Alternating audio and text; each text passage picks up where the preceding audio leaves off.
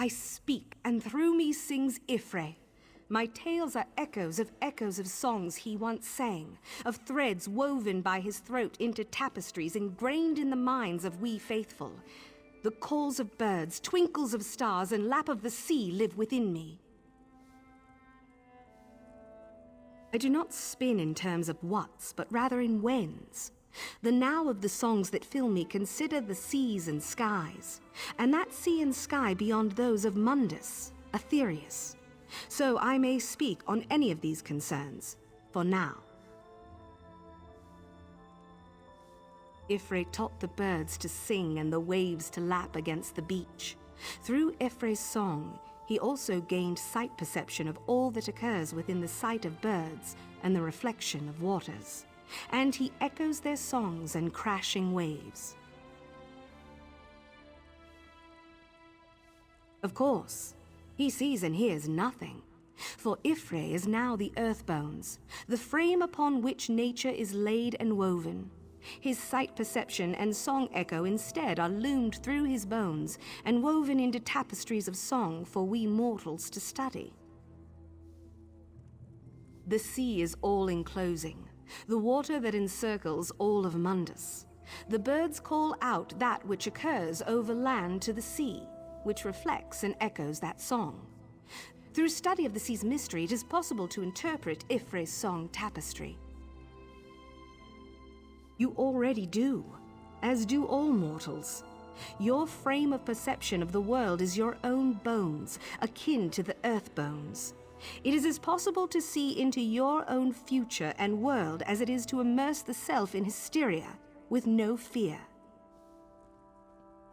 To sing a law and then speak into the heart of that law, convincing it of a subtle error and how it must change its own self. This is how nature's course, its own sea, is shaped and reshaped over time. Such changes can affect the whole of Mundus. The sky mirrors the sea, and the sea also reflects its mirror. Day, night, and the places between are the realm of the sky, as Ifre interpreted the time law Anuiel established within Nirn. Thus, the sky bridges time and nature, and measures both. Within each half of the sphere of reflection lies half of the potentialities of Nirn's way in any given moment. Each instant is a sea state or sky state. Each individual sees one or its other as weal or woe, and each moment can be turned on its side. Each moment so turned becomes an island in your path. For example, the Dwemer, united, had their way in Dwemeris. But one clan, Rorkin, the Wayward clan, struck anchor and sailed across the sky. Why do this? Mired in a sea, they sought the sky.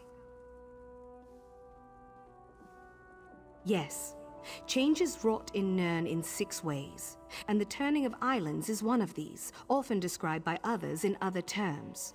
Of course, it is possible to acknowledge these ways without understanding them. To spin them is all I can do. Aetherius is the sea of light, the immortal plane, the origin of magic. Ifre sings not of Aetherius, but to it, weaving a song so beautiful that stars were compelled to dance and twinkle and sway. They still wink and blink in memory of that song. They are Aetherius. Rather, the sun and stars are holes pierced into the veil of night by Magnus and other spirits seeking to escape Nirn. These holes permit Aetherius's light to enter our world. From theirs to ours does magic trickle. Well, consider this. As Oblivion is a realm composed of realms, so too is Aetherius a bright sea with many realms within.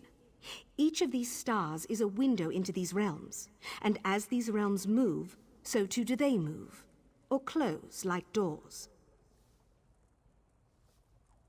Now, that is an enormous question that I cannot answer. Many souls of mortals become spirits of another sort in that place, and that is all I can say with any certainty. As difficult as it is to travel to oblivion, it is far more to go to Aetherius.